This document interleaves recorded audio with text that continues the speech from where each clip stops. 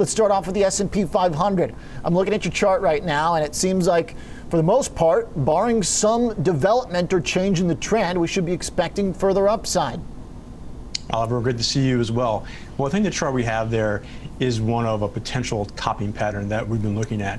And the key with that is, if you think about what the market has done all along the way from really the October low is rise, of course, but any time it pauses, we can make the case that potential top is happening. So we shouldn't ignore the fact just because of the way the trend has been going. So what we try to show is what could possibly transpire if things were changing, right? And so that is one of them. The other thing is that we're looking at is the fact that bearish patterns are failing, so that means bullish patterns are working. And so we talk about this basically every time we come on this segment, in that if bullish patterns are dominating the tape, then we know there's an uptrend. And really that's been the case over and over again. So the most recent target, or the closest one right now we have, is 3850, but we can make the case for higher from there as well. So Frank, the chart we're looking at here would be a potential bearish pattern if it completed, but we got to wait to see if it completes, right? I mean, this could be over the next couple months, and we may not even get close. We might go right above that third arrow there, but this is kind of one of the potential things to look for, maybe. Right, exactly. And so, if we could have shown one of these that looks very similar to that over the last few weeks as well. And the point is that they keep on failing. And that really tells us a lot as well, because we can't ignore the fact, again, that things could be rolling over at any point. But I think we're going to see that develop, and one of these type of informations prove successful. It's very difficult to time, say, a 5 or 6% big down move, but I think that we will get some clues before a major trend change is actually afoot. Frank, we're looking at the S&P. I'm curious, just real quick, thoughts on the NASDAQ, as if we can describe the move higher from the September level of about 12,450. Have we officially broken free of that? Because even over the last 2 weeks, actually not even that, since the year began, we got almost like within a hair of testing that level again. And it seems like we found support there, but some of these intraday candles still kind of flirt with that September level. So have we broken free from that, or is there still a risk that the NASDAQ could be a false breakout? Well, I think if you look at that and you look at some of those FANG names that you were talking about before, and many of them really have underperformed, especially big cap tech, right? Small and mid cap have done just fine. So I think with this, if you're talking about next type of leadership, we want to see areas that haven't really broken out yet. Haven't too many of them around, but if we can see the big FANG names like that consolidate more, then use that as a variable watching pad, clearly that could be one area that could lead going forward. Okay. So in terms of the overall momentum, we know the market, the direction for momentum here is strong. Well, I think what's also interesting is if you look at the RSI, back to the S&P 500, is that we've been able to chart a lot of records here over the last several months without ever getting into overbought territory. That's right, we're getting close, and that's an important part. Whether we are going to be overbought or not, the most important thing you want to see in an uptrend is that RSI indicator, which of course talks about momentum, stay in between the extreme and the midpoint. It just shows that's a healthy type of uptrend. Now, this is a big difference, though, compared to what we saw at the end of August, where that RSI got extremely high. It was actually the highest point since January 2018, right before the big vol implosion. So in terms of uptrends that get extended, yes, they seem like they are sometimes entire out. We've looked back to, say, 2017, for example. The market stayed within 3.5% of its all-time high for over 12 months, or record. And that type of movement, go back to see what the RSI did back then, didn't really get overheated, didn't get oversold either. And if we were looking for the next phase of this rally, coming after the explosive moves, it would be that. Very interesting. So kind of it seems like if we want to prevent just technically, obviously, any surprise developments from a fundamental side for those that, follow news connection to markets, maybe something could happen. But technically speaking, it seems like one of the best situations we can be in is where we keep pushing up against, frothy territory, but never quite getting there. Right. I think another thing we should look for is just the frequency of big moves within the major indices themselves. Now, we've seen a lot of big moves outside of that. With the S&P 500 alone, it went, a few weeks with that 1% gain. It went 29 days with that 1% loss up until the beginning of the year. And that type of thing just keeps the momentum going, but again, in a tame manner.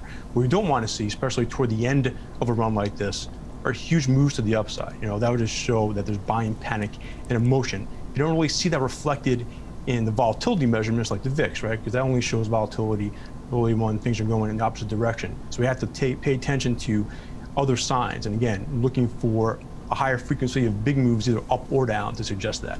Okay, let's go over to bonds next, Frank. I mentioned the stat that bonds fell short of notching today as they just capped now a 7-day sell-off, but it's still pretty notable by bond standards. I know you watched TLT, that's where that came from. Now, bonds did recently get oversold, and we got to that stretch of 7 losses, which is pretty rare. So should we be surprised to see a bounce today when CPI falls short of surprising anyone? No, not at all. I think it's really about positioning too. Seeing that those type of moves, it really doesn't seem like it since we're, the yields are coming from such a low level, but it really are getting extended on the yield side, depressed on the bond side. And at that point, even if we're due for higher rates, it's not going to happen in a straight line. Really, you can make the case for this coming back down to even 1% and still having that trend intact. And I think that that's what we have to look at. It's happening concurrently with some of the financial ETFs, especially the KRE, Regional Bank Index, getting back to new highs, but also testing the area where it's been resistance for 2 years. So all of these trends really are getting to a point where I think we need to take a break. And at that point, we'll see if buyers will come back into the picture at that point.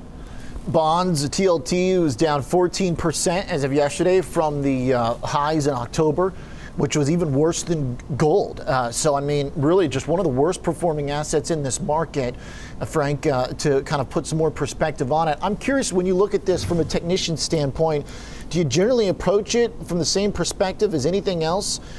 Or do you have to consider these kind of policy dynamics where people say, you know what, this is something where there's an external force, an outside actor who can, control this? Is that what the chart looks like to you right now? Because I got to say, it looks to me like just anything else, a trend well defined by lower lows and lower highs. It definitely is, and we can't ignore any of the outside forces which are making these moves happen. But I do think, without whatever market you're looking at, there are traders within it. And that's why a lot of these lines hold to an extent. And we point a lot of these things out when things are lining up, right? If it was just a move that's like down 7 days in a row without any resistance or support there, it wouldn't matter as much. But in the piece we talked a lot about relating this to TLT, to the 10-year yield, to the 10-year note, using indicators and retracements and all that. And when all those line up is when we want to take notice, even for a short-term pause like we're having now.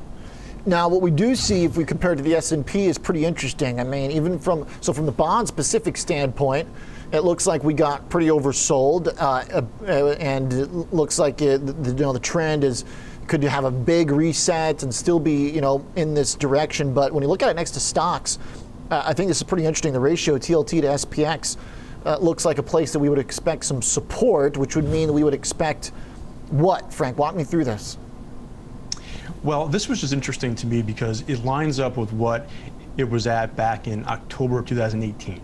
So remember what happened next, right? When the market kind of fell apart, obviously did fall apart, and it was a very tough fourth quarter when everyone rushed into bonds. So I don't think that's going to happen, but if we kind of put the pieces together, no one wants to buy bonds right now, and nothing's wrong with the equity market. So, playing devil advocate to myself really at this point, well, what could change this, right?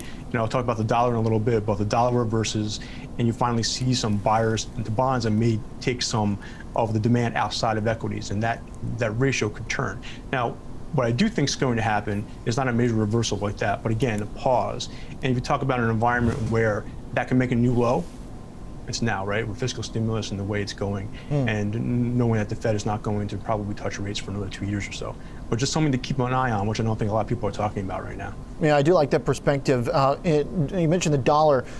Frank, what we're watching is to see if there's any support in 2018 from that level, because if there's not, then it doesn't look like there's a whole lot after that. Yeah, I agree with you, of course. And I think the best representation of that is a long-term chart there, where it's very obvious that the 88, 89 level is there. And I think that anyone who's been watching this, really was no reason to buy the dollar until it got at least to this point.